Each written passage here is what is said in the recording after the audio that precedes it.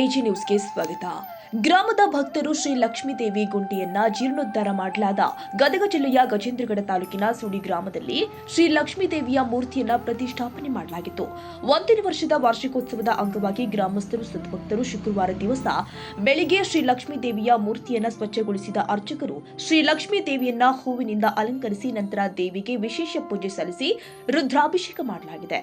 ಈ ಸಂದರ್ಭದಲ್ಲಿ ದೇವಸ್ಥಾನದ ಟ್ರಸ್ಟ್ ಕಮಿಟಿಯ ಈರಣ್ಣ ಶೆಟ್ಟರ್, ಗಜೇಂದ್ರಗಡ ತಾಲೂಕಿನ ಹೂಗಾರ ಸಮಾಜದ ಉಪಾಧ್ಯಕ್ಷ ನಿಂಗರಾಜ್ ಎಸ್ ಹೂಗಾರ್, ರೈತ ಸಂಘದ ಜಿಲ್ಲಾಧ್ಯಕ್ಷ ಬಸವರಾಜ್ ಎಸ್ ಹೂಗಾರ್, ಊರಿನ ಗಣ್ಯರು, ಹಿರಿಯರು, ಯುವಕರು, ಸುತ್ತಮುತ್ತಲಿನ ಭಕ್ತಾದಿಗಳು ಅನೇಕರು ಉಪಸ್ಥಿತರಿದ್ದರು.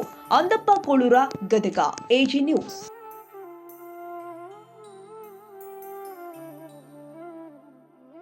ಕನ್ನಡಿಗರ ಮೆಚ್ಚಿನ ನಿಮ್ಮ ಎಜೆ 24/7 ನ್ಯೂಸ್ ಕನ್ನಡ ವಾಹಿನಿ ಇದೀಗ ಟಿವಿಯಲ್ಲಿ ಲಭ್ಯ. ವೇಳೆ ನೋಟಿಸ್ ಕೊಟ್ಟಿದ್ರೆ ವಾಪಸ್ ತಗೋತೀವಿ. ಇವತ್ತು ವಕ್ಫ್ ಪ್ರಾಪರ್ಟಿ ಅಂತೇಳಿ ಬರ್ತದೆ ಅಂತ ಹೇಳಿದ್ರೆ ರೈತರ ಬೀದಿಗೆ ಬದಲು ಏನ್ ಮಾಡ್ಬೇಕಾಗತ್ತೆ? ಯಾರು ವೋಟ್ ಹಾಕಲಿಲ್ಲ ಅಂದ್ರೆ ಗ್ಯಾರಂಟಿನೆಲ್ಲ ಸ್ಟಾಪ್ ಮಾಡ್ಬಿಡ್ತೀವಿ.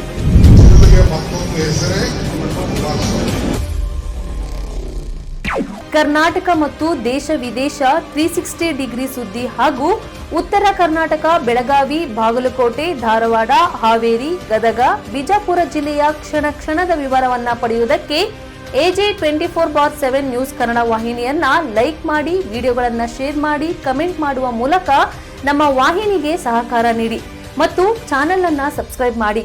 ಧನ್ಯವಾದಗಳು.